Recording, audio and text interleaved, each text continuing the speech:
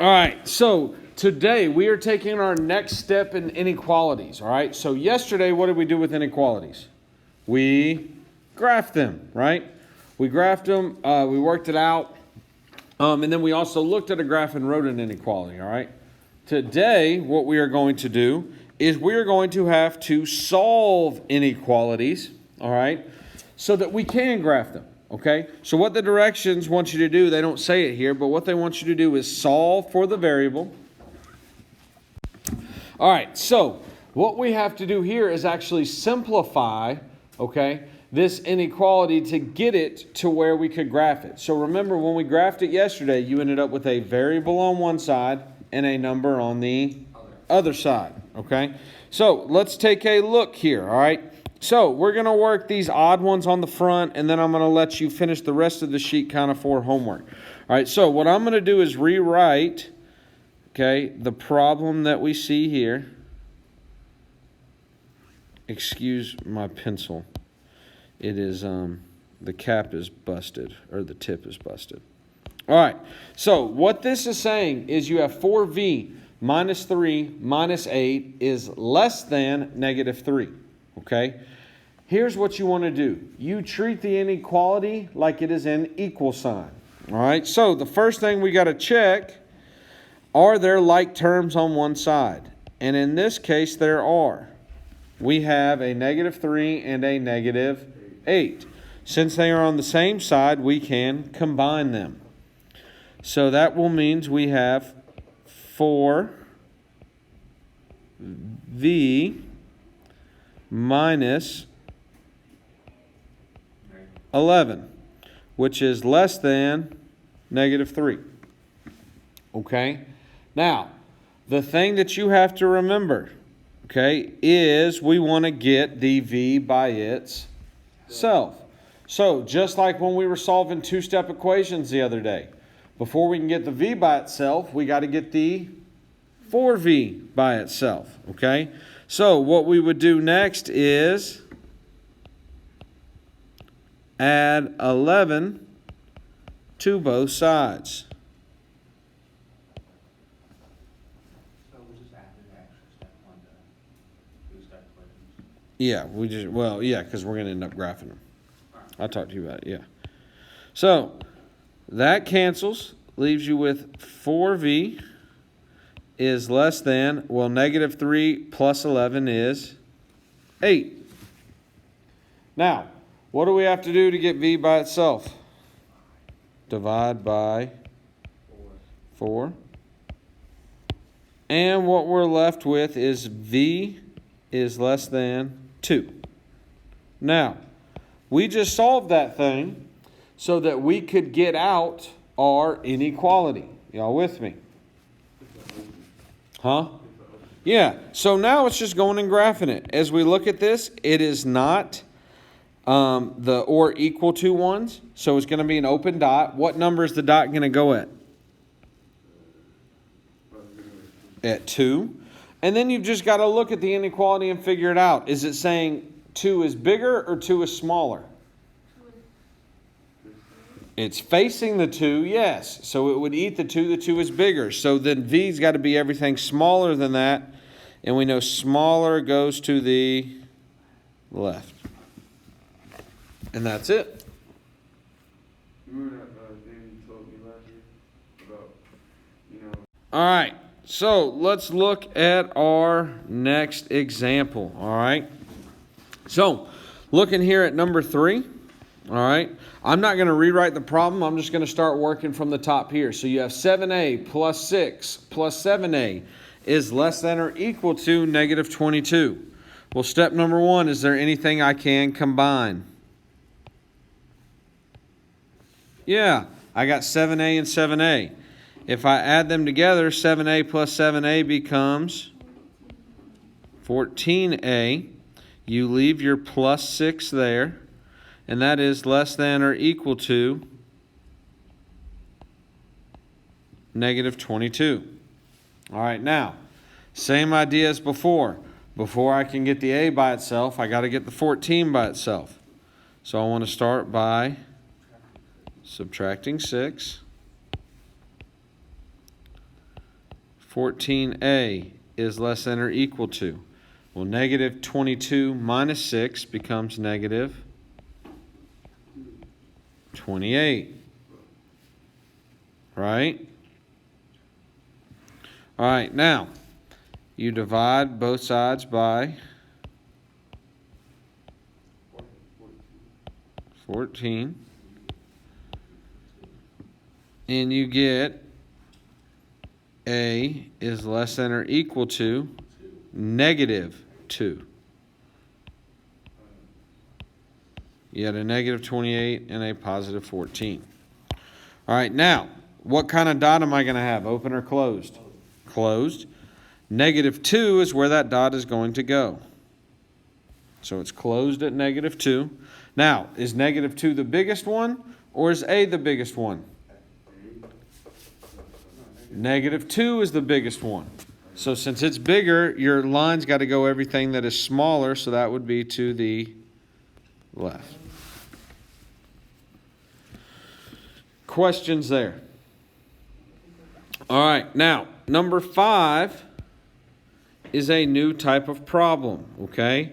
Because there's an additional step that has to happen, okay?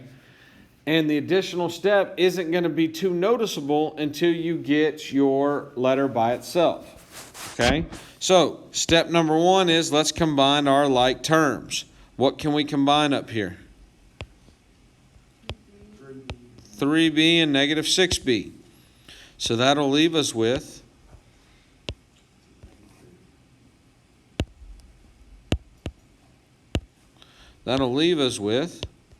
oh my gosh, 3 minus 3b, which is less than or equal to negative 21. Are y'all with me? Okay. Now, nothing has changed yet. Before we can get b by itself, we got to get negative 3b by itself. So step number 1 is to get rid of that 3. How do we do it? Subtract 3. Perfect.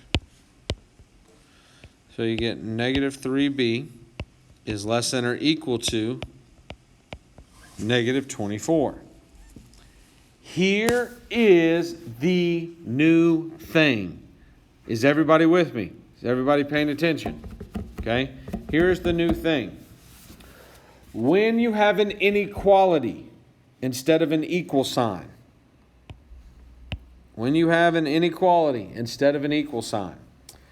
if you multiply or divide by a negative number, you have to flip your inequality. Okay? Because dividing and multiplying by a negative changes signs of both sides, so we've got to change the inequality to match it. Okay? So, what I mean by that, if we were to get b by itself here, what would we have to divide by?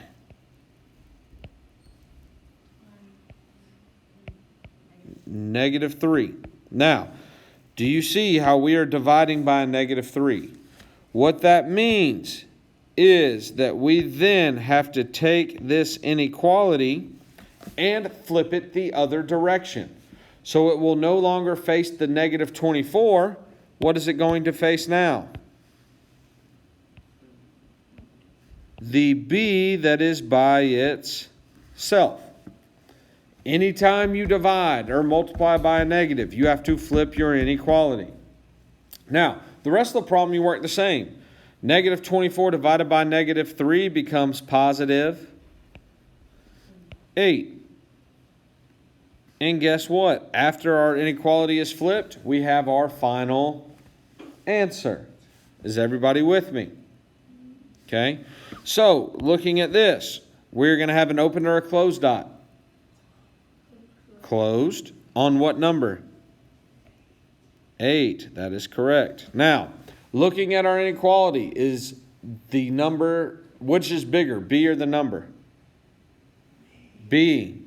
So then b's got to be bigger than the number. So it's got to go to the right.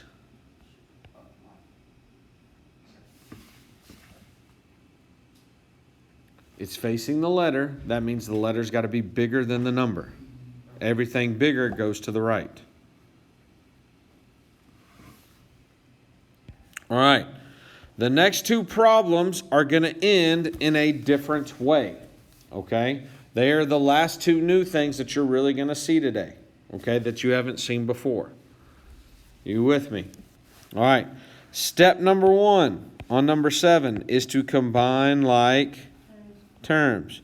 Negative 7x and positive 7x make what? Just X. Not just x.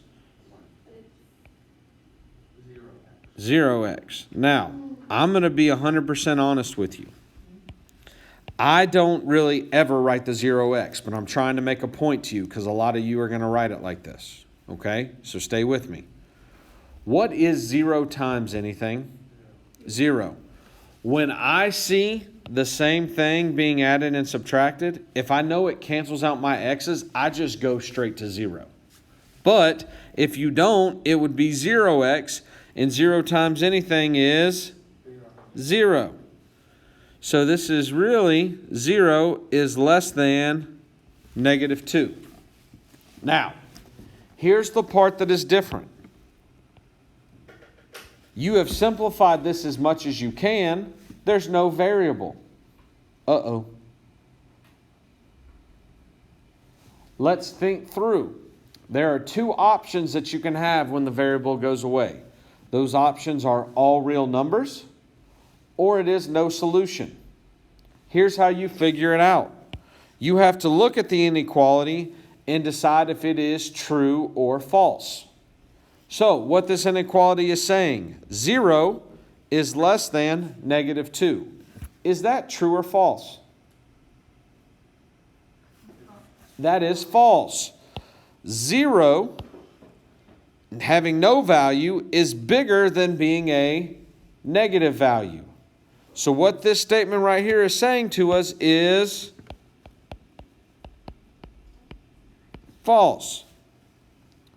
When your scenario left behind with no variable is false, your answer is no solution.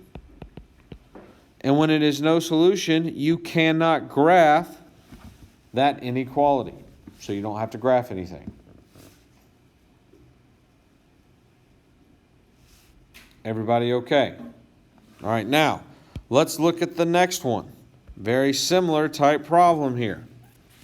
Here you've got negative 5 plus, or negative 5r plus 5r. Well, are those two like terms? Yes, they are. If we combine them, what is negative 5r plus 5r?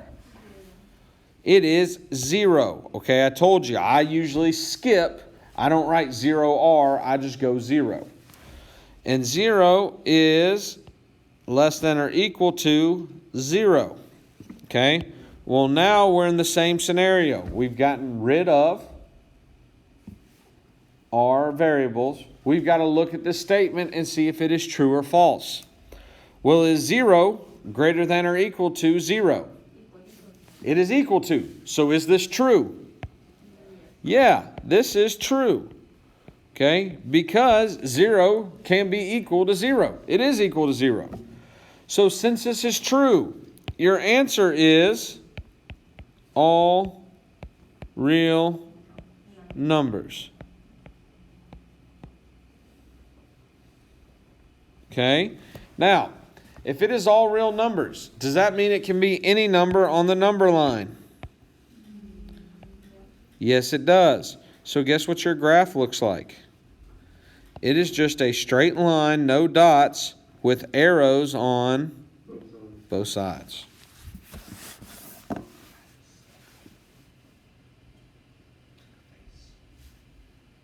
It does look like a face.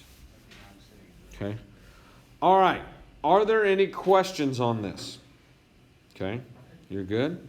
All right. What your homework / list of your classwork is to complete the rest of these notes. All right. I want you to complete them. We will check them tomorrow. There are the 5 on the front and then 4 on the back, if I remember correctly. Okay. So the rest of this time is for you to work. If you come across a question, please let me know. The big things to remember If you divide or multiply by a negative number, you have to flip the inequality. And then if your variables go away, you've got to decide if it is true or false. If it is false, it is no solution. If it is true, it is all real numbers. All right, y'all get started. Ready, set, go.